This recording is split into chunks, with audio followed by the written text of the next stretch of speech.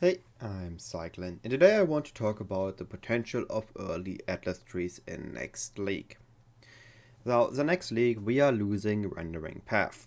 So before I'm going to say what I think are gonna be the good new trees for the next league, I want to mention a few things. First of all, this is theoretical. I have included even one later that theoretically could use scarabs, but we don't know what the scarabs do yet, and I don't know if my trees are actually the best trees or really good trees.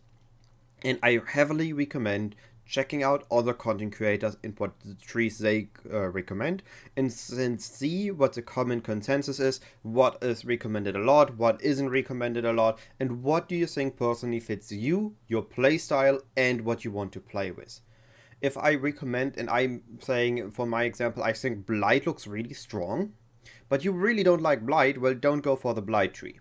Now, that being said, let's first think of the concept. Before we had rendering path, the commonly used pushing tree was a mix of getting some early currency with like essences, so you can craft your gear, you can sell them for chaos, which gets you your uniques and then progresses your character. Get the higher map tier nodes, and then you slowly progress through the atlas and utilizing Kirik to get your get higher tier maps or get a Kirik skip, which no longer exists. Basically, it was when the Kirik mission was the highest tier it could be. So a white Kirik was a T5, a yellow Kirik was a T10, and a red was a T16. So you had jumping, then you jumped into a higher map, got a map drop, and you got out. But as said, this no longer exists. So then we had a rendering path, and rendering path was about getting guaranteed map drops, getting 100% tier higher. So you always had map progression, you always had your map sustain, and you could just procedurally quickly increase in your maps, and then you get to the end game, kill Ether, kill Exarch, get the Void Stones, and from there progress into your strategy as you complete more maps. Now, I'm thought about why those worked. They were either giving you consistent currency or consistent progress, and I think what I came up with are pretty decent and following the process of a few steps, a few stages, as you want to say. First things, we want to get one shaping and technically or practically 4% Kirik chance, so that we have the chance to get Kirik maps. Then, when we run out of maps, we can go to Kirik, we can buy new maps, and then we can progress.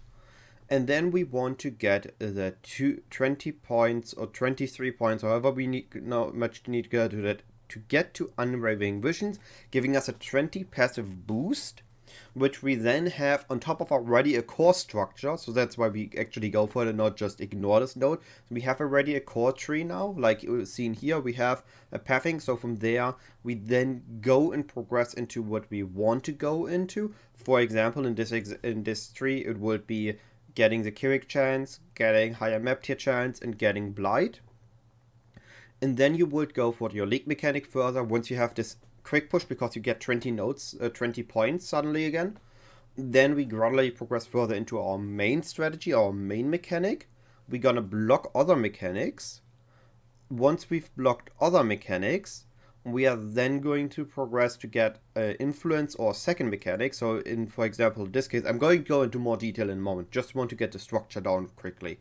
We then pick up a second mechanic, and then we're gonna go for influences, and either the Ether or the Exarch influence. I personally really like the Exarch influence, so I will be recommending that. And then we save up points, backing out of Unwavering Visions, and would have a tree that now includes the potential to use scarabs, as well as what I think are decent scarab nodes.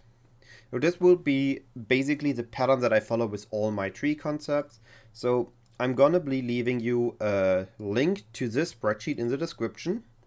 And feel free to give me any ideas that you think would be a good 1-2 league mechanic or 2 league combination that can be picked up early, that offers at least a decent amount of chance and alchemy sustain, so you can buy the maps from Kirik, and a decent amount of map drops. So for example, Blight has a lot of enemies. The enemies can drop maps. Expedition has a lot of enemies. The enemies can drop maps. Legion has a lot of enemies. The enemies can drop maps. Something like Harbinger, that basically is just a Harbinger currency, is nice, but it's not really great for mapping sustain or buying maps of Kirik sustain. So just as what I've been looking as primary strategies for an early mechanic, so you can add it on top of your Atlas push. Now, let's take a look at the first tree. So the idea of this one is Blight and Essences. Now, normally you would go for Essence early, but with the nerf to Essence in white maps and on a tree that I thought it's more like something we've got to pick up a bit later. And then once we pick it up, it's going to still feel decent, but we have something that is actually going to give us some map drops and some currency drops.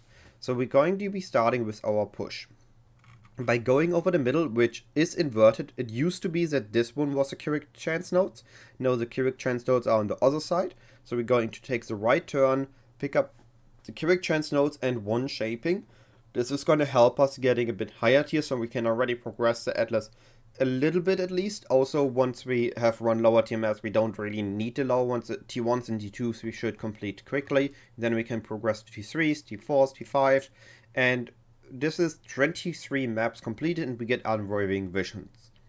Now, the initial nodes, the chance to drop adjacent maps, we only have 8%, but it's a decent start. So almost 1 in 10 maps is gonna give us an additional map drop guaranteed if we find the enemy that has it. The Scarab nodes sadly will do not much for us. The quantity is decent. And then we have effectiveness of map modifiers, which is also nice, as once we are in yellow maps, we want to alch them anyway. Once we get the 20 passive boost, we can look into what I think is going to be needed to have a decent progression by grabbing up Shaping the Mountains and Shaping the Skies. So with this on top of this node, this should be, if I remember correctly, a 60% chance. So let's see, 5, 10, 25... 5, 10, 25, so that's 50 and that is 60. So almost a little bit more than every other map is going to drop a tier higher. This is already good. The later we're going to be picking up the rest of these nodes, getting us to 85. But first I would pick up Commissioned Officer, getting us onto 7% chance for a Keurig mission on map completion. As he's the only master, it should be that we are getting Keurig missions way more commonly than we used to. By the way that I at least so far understood how master missions work is that it decided, okay, you're going to be giving a master mission, and then it looked at the rates of the master missions and give us one. Now that we only have Keurig, I assume that we're going to have a lot more Keurig missions, meaning we should be able to utilize Keurig well to progress through our maps quickly. But we need the currency to afford the maps of him. So we need something that gives us alchemies, we need something that gives us chance orbs, and we need something that gives us chaos orbs. And quickly, in the sense of this is an immediately very rewarding thing and then scales off better, is Blight. If we just take these 6 points, we get to a 76% chance for Blight in our maps. This means almost every map is going to have it. So 3 and 4 maps are averagely or slightly more than that is going to have it.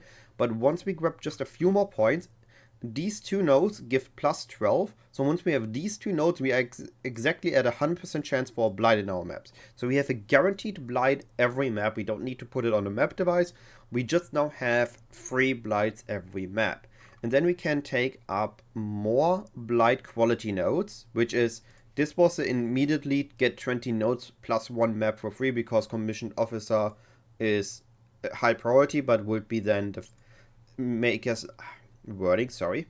We are 23, we get 20 points, this sets us to 43.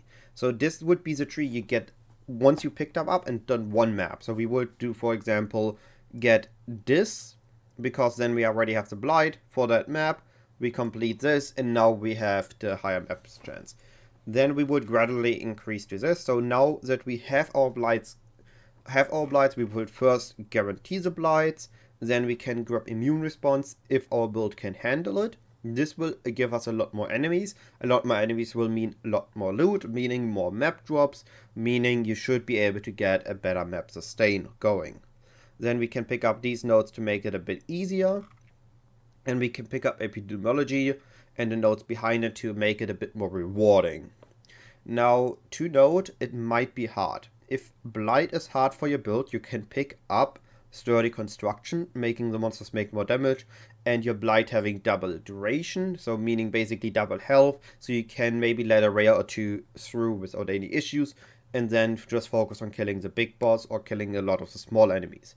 If your build really can't do Blight, I would recommend to not do it with Blight. I would look at another mechanic to do. But you could also consider picking up Cassius Pride, so keep in mind that some maps that are very dense, very small, like Core, which this league isn't here, but Toxic Source is a good example that is going to be in the next league, are going to make only 1 or 2 lanes, and then every enemy is going to be in that lane, and you only have like 1 or 2 towers, which might not be enough. So keep in mind that if you rely on the towers completely, sometimes the towers might not be enough to full clear a Blight. Just as a tiny minus on the strategy. So once we have the Blight nodes, we're going to be blocking. I think keeping Abyss open early is going to be a good call, allowing you to find maybe a Spire with a Stygian Vice, getting a lot of enemies from the Abyss that could drop loot. You could find a chest that then going to have some Abyss jewels that you might be able to corrupt if it's a decently rolled one for corrupted blood immunity. So I think Abyss is going to be nice early, but later on we want to block it. And then I also would not block heist, so we get the contracts, we get blueprints maybe randomly that we can sell for a few chaos early, and it would not block Delirium. If we have Delirium and Blight, we will just skip the Delirium once we get to the Blight, or run back to the Blight after we finish the map, so we have a chance for some for some daily orbs, maybe some random rewards, and maybe we find a daily boss that has a unique. It's gonna be a nice thing, I think, to have. Yeah, once we've blocked the things, once we have taken all our Blight, we don't really... The upper nodes here, Distilled Fungus and Blightspawn, are decent, but I would put a lower priority on them. So I would first grab, actually in this case, because now we're somewhere at mid-yellow maps to maybe early red maps, if we are completing a lot of maps. We would be now getting Crystal Lattice, we would be grabbing Crystal Resonance and Amplified Energies, as well as the Prolific Essence node. So we now have a Blight on top, and on top of our Blight we now have Essence as well, allowing us, because Blight is already guaranteed in the map, we could now add Essence on the map device. So we now have a lot of have a few Essence in our map, have a lot of Blight in our map, and it should feel pretty decent. Another node that I think I would start picking up now is Invasive Adversaries. If it is what I assume it is, the maps are guaranteed to have more monster packs, and because it says invasive, I think it's gonna be those invasion packs which we used to have. I don't remember when we lost them, but I remember that we had a node that made sometimes spawn a unique pack in our map that had a specific reward pool, like 5 links, 6 links, specific uniques, a stack of currency or something. So because this is guaranteed each map, it's 10% more monster packs. I think it's gonna be pretty decent if your build can handle it. I don't know how difficult it will be, but I think it's gonna be a decent node to pick up, and the small nodes leading up to it are increased effectiveness, which are also nice to have. So now that we have our Blight package, our Essence package, and this Invasive Adversaries that I think is pretty good, we then can grab an Influence package. We should now be stable on red maps, we add Influence on it. We're gonna get Altars, which, while they no longer gonna give Sextants, they still give Chaos, they give Chisels, they give Wall Orbs, they can be randomly giving Scarabs. I think this is still gonna be very powerful. Getting Zeroing Exarch Influence on your maps is gonna be very good. We can grab the rest of the nodes in the middle, and at this point we would now be starting to saving up 20 points, so we can step out of Unwavering Visions, and we would be grabbing the Scarab package. Now I think the Scarab nodes are absolutely busted. By grabbing significant troves, unique monsters in our maps have increased Scarab drop chance. So the Blight bosses are unique monsters, so those are going to be giving Scarabs. Then we have the just increased amount of Scarab found in our maps. We have Scarabs are more likely to be the less common variant, so either less common ones we can use or less common ones we can sell. Now, by blocking a lot of mechanics, meaning the Scarabs that we're going to be finding are more likely to be the Scarabs we could use ourselves, or are going to be Scarabs that we cannot block. And then if we also grab the Chittering Champions, gives just 1 in 4 maps boss is going to drop a Scarab. depending on how good Remarkable Relics is, those scarabs could be pretty good to get as well. So now that we have the scarab package, I will just end the tree with grabbing Distilled Fungus and Blight Swarm, and then we just have the whole Blight, the whole scarab package, and we should be good to go. I think this is personally, I think, what I would be doing if I'm going for a big Atlas push, because I think a Blight is easy enough if you have a decent build, that it should be giving you a decent amount of enemies, which means a decent amount of map drops. Then we add up Essence, because we are already in that area of the tree. Essence are gonna be very nice, but we're gonna be utilizing them only once we get to the stage where they should feel good. We're not gonna be doing them in white maps, where we cannot get Shrieking Essences, where we can't get Deafening Essences. And overall, I think this is a pretty decent tree that's gonna have a nice transitioning into the later stages of the game. To load lastly, Remnant of Corruption. I think we should be picking up at some point temporarily to stack up some remnants, but later on, once we have stacked up a decent remnants, or if the remnants are still pretty cheap, we could just consider buying them and not picking up these 2 nodes. As well for Spores of the Wind, because we have a guaranteed Blight encounter, I don't see a reason to get randomly dropped maps, have a Blight encounter outside if you want to sell those specifically. Moving on to the next tree. So this was a left-sided focus with Blight and with Essences. This one would be a right-side focus, looking at Expedition and Expedition and Jun. I want to say Expedition Rock, but that didn't sound right. So we are looking at Rock, because early crafting with Rock should be pretty good now that the Veiled Chaos or the Veiled Chaos Orb is now a Veiled Orb, is now the Iceling. You have a lot of Betrayal there. We're gonna get a lot of Unveiled that are worth something early. We have Rock to craft items, combine this with the crafts, and maybe sell decent items. Or we could skip Rock and go for Tujin, trying to get the currency rolling. But keep in mind that Tujin is going to be offering less stack decks, which was a great source of income with Tujin, so we need to see how good Tujin is in this current stage. But Expedition in a map is also going to be offering a lot of just generic drops. The enemies can drop a lot of stuff. There can be the remnants that make them drop essences of things, or maybe they get fractured items. It's going to be decent to have in maps, and we might even get some logbooks, which we then can sell or we can run ourselves, and maybe get further currency to craft with one of the vendors.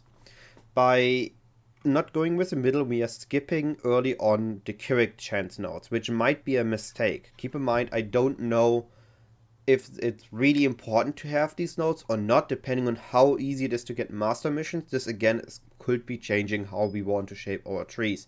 Because the Keurig is the only master, it could be way easier to get them now, but it could also be that it's gonna be not as normal rate as it used to be before.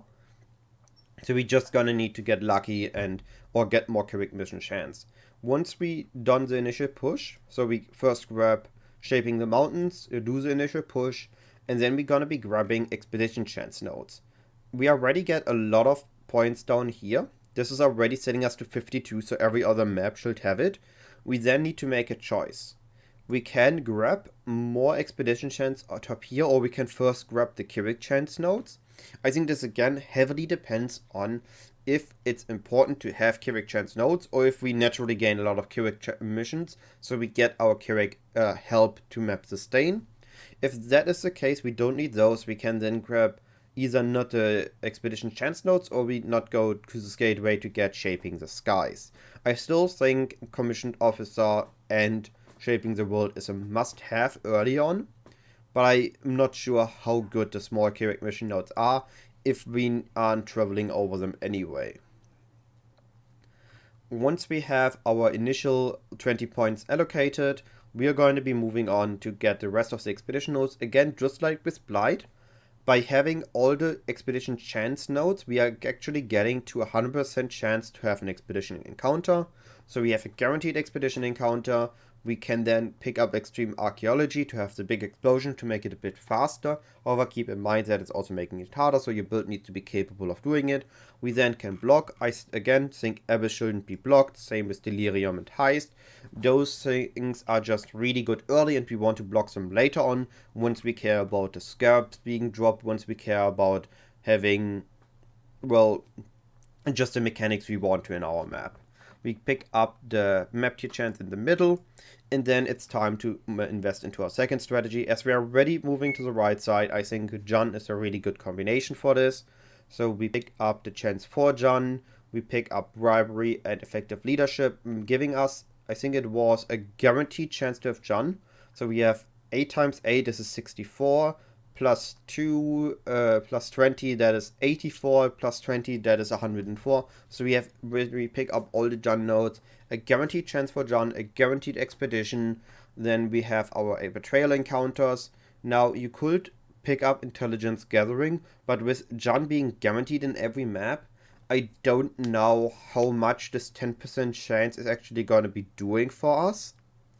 If it's going to be good, it's definitely worth a pick up. If we have Jun every map anyway, because we don't rely on the master missions, we just have it guaranteed. I don't know if we want to still have it. I gladly take opinions on that, by the way. And just as in anything else, I mentioned it earlier, but any feedback, any recommendations, gladly welcomed. So then we pick up Pillage and Plunder. This is, again, more rarity on items, could be pretty cool, but we need to keep in mind, I don't know how difficult it's going to be if they're always going to get more equipment. If your build isn't strong enough, don't pick up this node. And then Test of Loyalty is going to have the chance to get an additional rank, meaning we get them to rank 3 quicker, meaning they're going to give quicker more intelligence to get to either Safe House or Mastermind.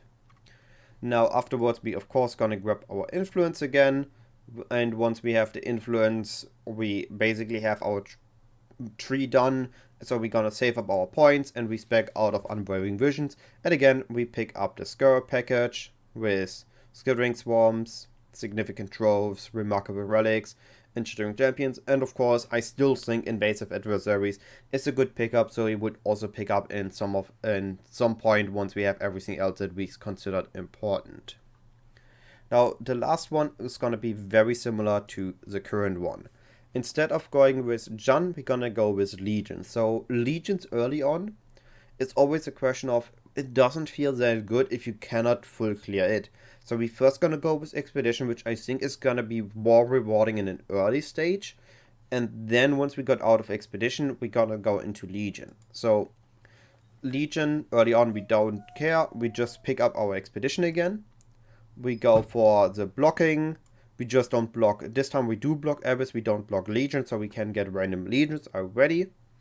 Then we're gonna be going for our Legion nodes on top of our Expedition nodes, prioritizing Legion chance. We can go up to 104% chance to gain Legions, meaning that there is a very tiny chance to get an additional Legion on top of the guaranteed Legion we are already gonna be having. This would also be the point where we can start considering adding Legions on our map device. We have the most important Legions nodes. We have the additional Warhorde, we have the additional rewards on the Warhordes, we have the additional Surgeons. We haven't picked up the Surgeons have additional chance for rewards, but also gonna be more difficult to kill. This is again something to pick up once you know that you can actually kill them. And then we grab our Influence package, and on the final one we do drop Unwavering Visions. We pick up our Scarab package. Now the issue with Legion Expedition is that as we don't know yet exactly how good the Scarabs are, what Scarabs we want to pick up, this is going to be a very tight tree. I don't know how to phrase it differently. It's just we want so many things on the tree, we can't even fit everything in. I think the Scarab package is important, the Influence package is important, the Legion package is important, and the Expedition is important. But to fit everything in, the thing that we first have to drop is the Expedition chance. So we need to guarantee Expedition a different way, but we also want Legion on map device, Legion on Scarab, Legion on the Atlas tree, just because Legion gotta be the bigger focus here. So I think what's gonna be happening is likely that we would be further dropping out of Expedition on this specifically. so we can save more points. We would then be only grabbing the direct path to the expedition nodes, allowing us to spend less points on the tree, so we don't need to be forced to do all the invitations to get all the passive points. But yeah, this one is the tree I'm most unsure about, and the one that depends the most on how the scarabs are. But again, the final trees are all only assumptions because they all depend on the scarabs. The trees before are always unwavering visions, meaning they can't use scarabs. They are all be used to go for Alk and Go mapping. Yeah, I think the tree's gonna be decent. One is focusing more on the left side, other two are focusing on the right side. Pick one that aligns with strategies you like. Again, look at what other content creators are doing, see what overlaps, see what is like where a lot of people think that is good, that is likely to gotta be good, and look what only a few people are mentioning. And if I'm the only one that says this specific tree, then maybe I'm thinking wrong, and I heavily take a recommendation, check other channels out to see what I was thinking wrong and why everybody else thinks the tree should be different. All that being said, the video has been long enough. Have a wonderful day, and I'll be seeing you either when I practice live on Twitch, at League launch, or in my next video. Goodbye!